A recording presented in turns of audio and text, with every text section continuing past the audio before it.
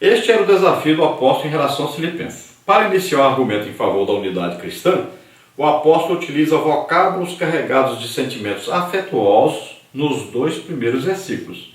Tais palavras opõem-se radicalmente ao espírito sectário e soberbo que predominava em alguns grupos da congregação de Filipos. Então, como a igreja estava dividida aí em grupos, os grupos que aceitaram as ideias dos falsos obreiros e o grupo que apoiava o verdadeiro evangelho, obedecia os ensinos de Paulo, então o que poderia ser feito? O que deveria ser feito? Deveria o amor prevalecer.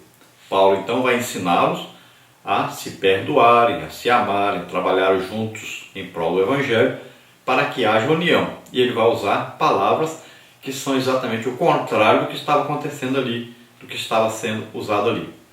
Primeiro aí, ele fala de consolação de amor, comunhão no Espírito e entranháveis afetos e compaixões. Então, Cristo é o assunto fundamental dos filipenses.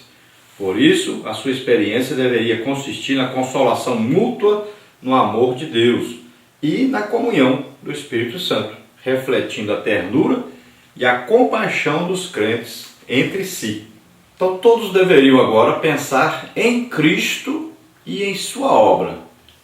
E todos, então, se uniriam em favor disso, pensariam somente nisso.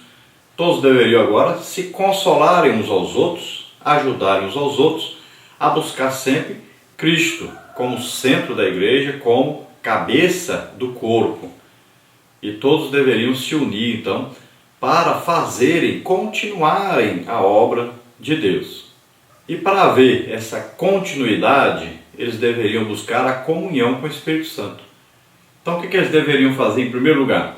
Começarem a orar juntos, porque a oração vem buscando a comunhão com o Espírito Santo. E essa comunhão com o Espírito Santo é que vai fazer com que haja comunhão de uns para com os outros, que haja união. Então, deveriam buscar agora orarem juntos, buscarem juntos pelo amor de Deus, para que esse amor derramado em seus corações através do Espírito Santo tomasse de conta de todos, unisse a todos. É como fazer aí um concreto, né? Tem as pedras, tem a areia, tem a água, tem o cimento. Procurar unir tudo isso aí para fazer uma massa homogênea. Então aqui ele fala de mesmo amor, mesmo ânimo e sentindo uma mesma coisa. Quando o afeto permeia a comunidade, temos condições de viver a unidade do amor no Espírito Santo. O apóstolo Paulo estimula os filipenses a se amarem uns aos outros, porque todos têm recebido deste mesmo amor de Deus.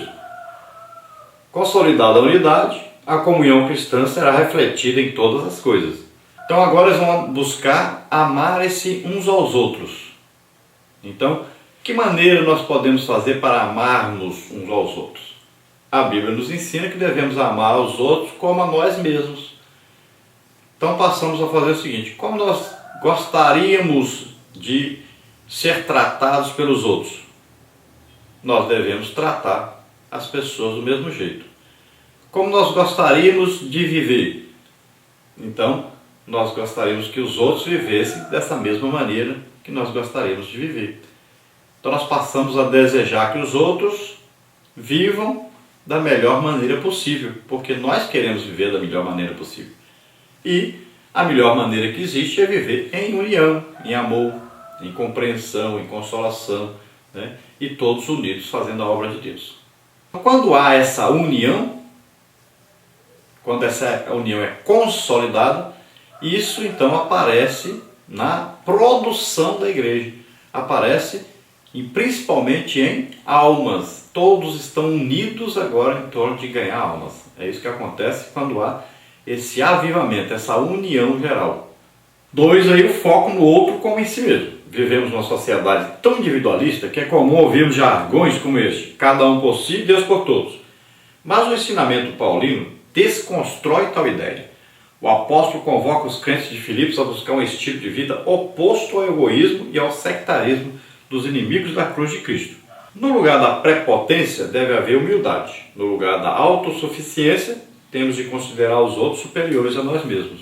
Então nós vivemos numa sociedade que diz cada um por si, Deus por todos. E até na igreja, na maioria das vezes, nós encontramos esse tipo de ideia.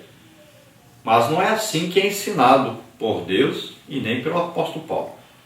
Pelo menos é exatamente o contrário disso que é ensinado.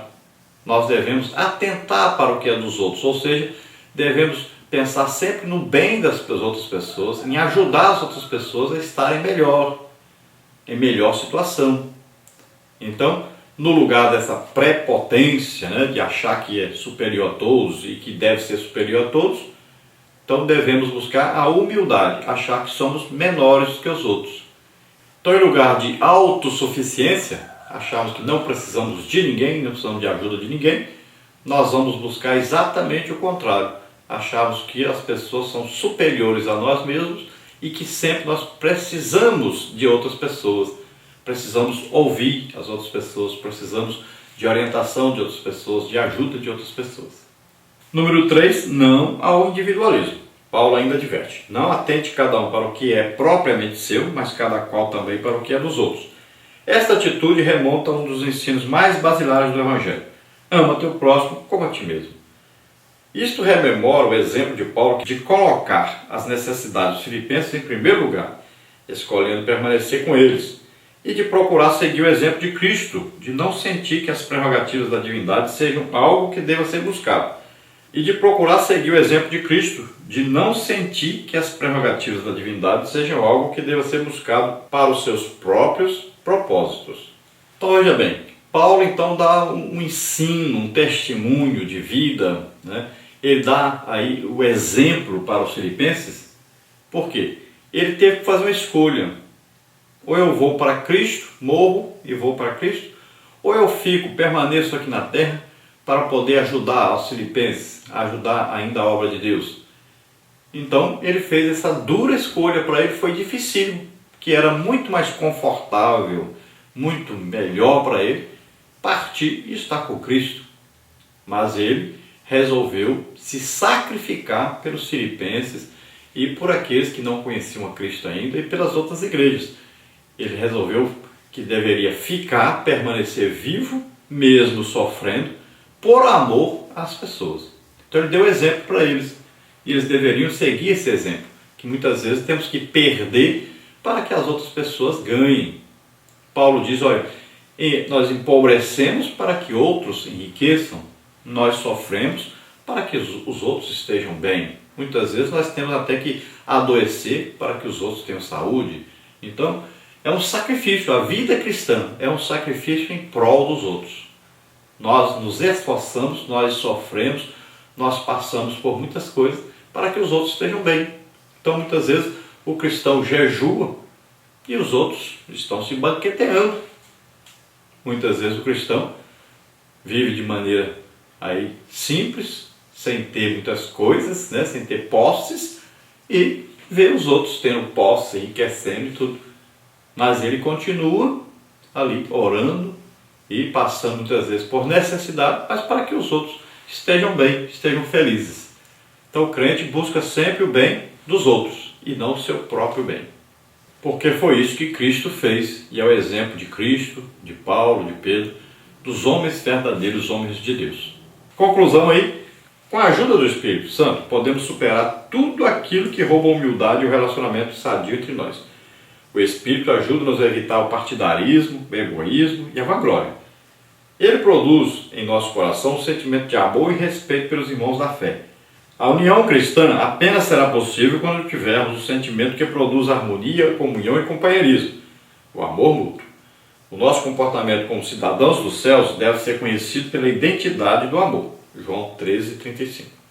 Então, quanto mais nós nos submetermos ao Espírito Santo, quanto mais nós deixarmos que o Espírito Santo tome a direção do nosso ser, dos nossos pensamentos, das nossas atitudes, mais haverá então esse desejo de humildade, de compreensão, de amor aos outros, de sofrimento pelos outros, E também haverá o encorajamento para combatermos os falsos ensinos, as heresias, os falsos obreiros. Vamos orar agora. Queremos avisar os irmãos que nós temos aí o mês 10 de outubro e o mês de dezembro ainda com espaço em nossa agenda. Se os irmãos quiserem nos convidar, estaremos aí em sua igreja. Lembrando que nós não cobramos nada para estarmos aí com os irmãos.